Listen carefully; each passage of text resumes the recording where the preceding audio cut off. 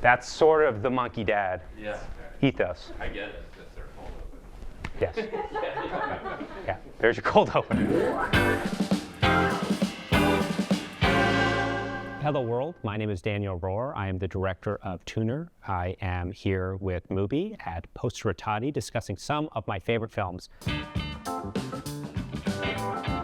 Okay, so this year, one of the exciting things that is happening in my life is I'm making a film in Italy. We're shooting across the entire country.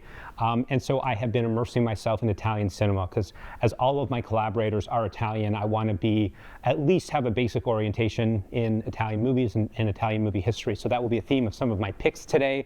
The great master of Italian cinema, Federico Fellini. He has so many amazing movies, some of which I don't get. Some of which I'm kind of embarrassed to say are kind of over my head.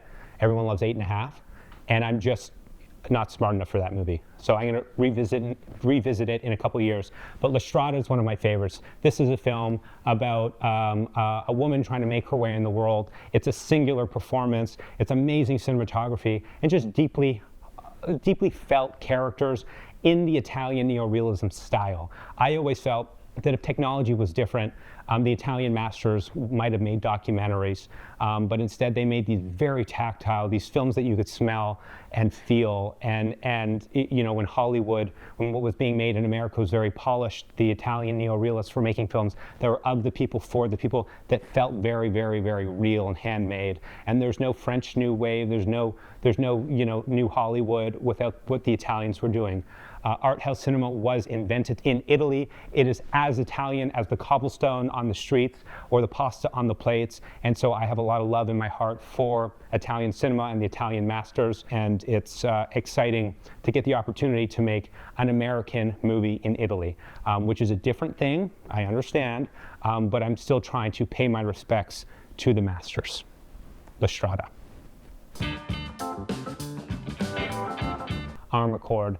Federico Fellini's masterpiece, in my opinion, which explores his childhood. It's the most autobiographical film, and the story is an ensemble piece, almost like little mosaics, of a boy growing up in the 1930s and 40s in the height of Italian fascism. And this is a portrait of oppression from the perspective of kids and regular life and townspeople. It is a beautiful film that features an extraordinary ensemble, and one of my favorite moments in the history of cinema, when they pick up their uncle from the mental institution and take him for a beautiful picnic, and he climbs up in a tree. He refuses to come down, and he just shouts repeatedly at the top of his lungs, "I want a woman."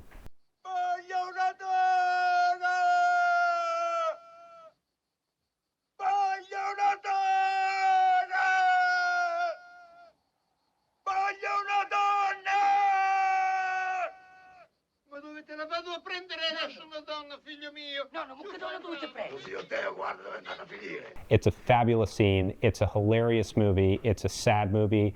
It's a beautiful artifact. Everyone should see it. Give it time. See it in the cinema if you can. But this is, for me, Fellini at his very best in this gorgeous, graphical, beautiful image that features at least one Hail Hitler, Hail Mussolini, which was of the time. Amarcord, a masterpiece.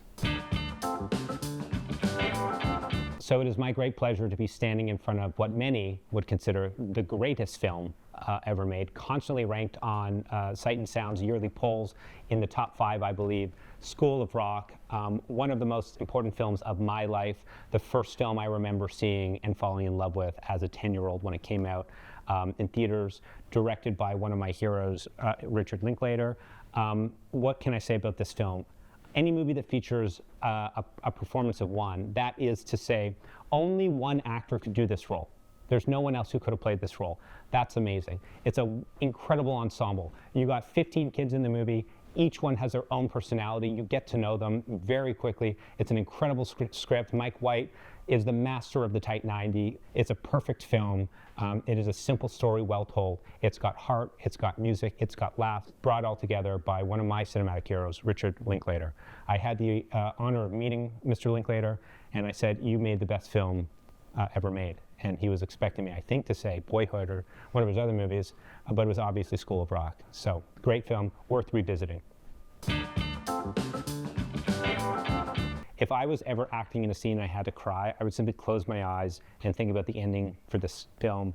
It is beautiful. It is for cinema lovers. It is for lovers of humanity and people. It features one of the great kid performances in movie history, which is a category that I'm always interested in. Love a good kid performance, and a stunning, phenomenal ensemble.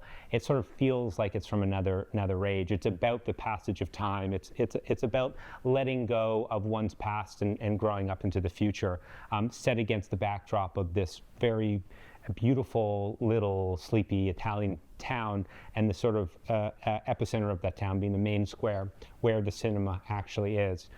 Dreams do come true, and you're reminded of that when you finish Cinema Paradiso. So obviously, The Jungle Book, I'm smiling because this poster just sparks joy, much like the movie does. I chose this poster because it's buoyant, it's bright, it's beautiful, it's childlike. It's immediately evocative of one of my favorite films and one of my favorite cinematic experience nowadays, which is sharing my favorite movies with my toddler. Some say you're not supposed to show kids movies until they're 3 or 4. I say no. Show them this movie immediately. It'll be great for them. My son loves King Louie. I love this film. I actually own the British quad version of this poster from 1973. It was the best gift I've ever gotten. It hangs in my bedroom, and every morning I wake up with a smile on my face, and I'm thinking of King Louie. What I require is man's red fire, so make my dreams come true. Love this poster.